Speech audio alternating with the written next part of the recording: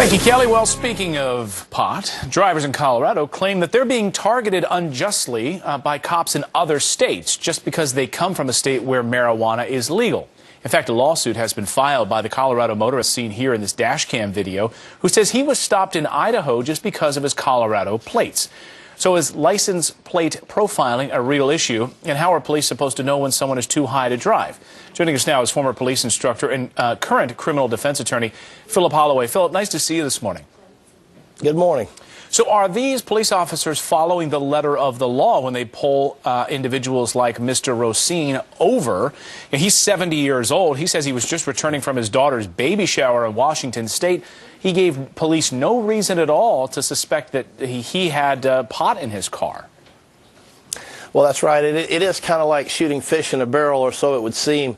You know, police officers are like anybody else for the most part. They get up, they go to work, they want to do their job, which necessarily means that they're going to want to stop cars and make arrests and that sort of thing.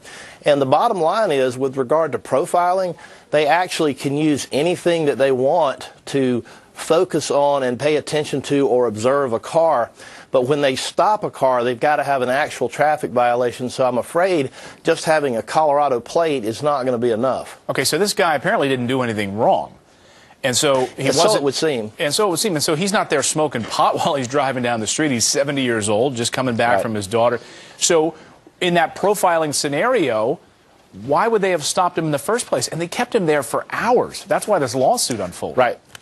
Well, they kept him there for, I think, over 2 hours. And, you know, the given reason for the stop was that he changed lanes without using a blinker. However, I'm suspicious of that because the officer also claimed that he smelled marijuana coming from the vehicle, which he claimed gave him the right to search that vehicle. Now, if that's true and he did smell the marijuana, he would have the right to search it. But over 2 hours worth of this search and nothing was turned up, it draws his initial statement into question as to whether or not he actually committed any traffic violation at all.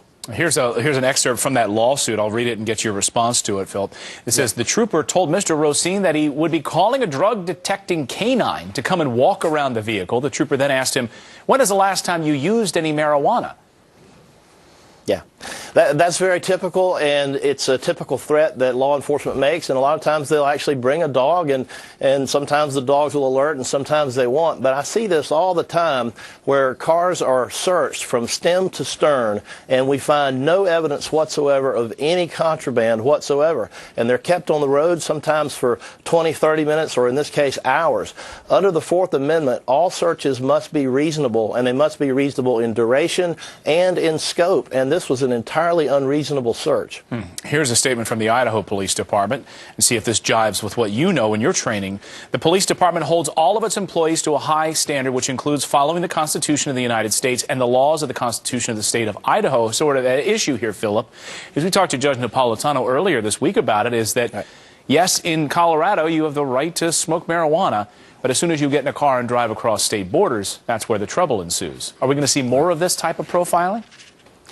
Well, I think that this particular lawsuit might be the beginning of a small flurry that we might see of these things, but they're not really going to get anywhere because, as I said earlier, police do have the right to observe a vehicle for practically any reason, whether it's a Colorado plate or because somebody's pulling out of a bar at closing time. They have the right to actually observe someone, to look for a traffic violation. They can't actually stop the car unless they have reasonable, articulable suspicion to believe that a crime has been or will be committed.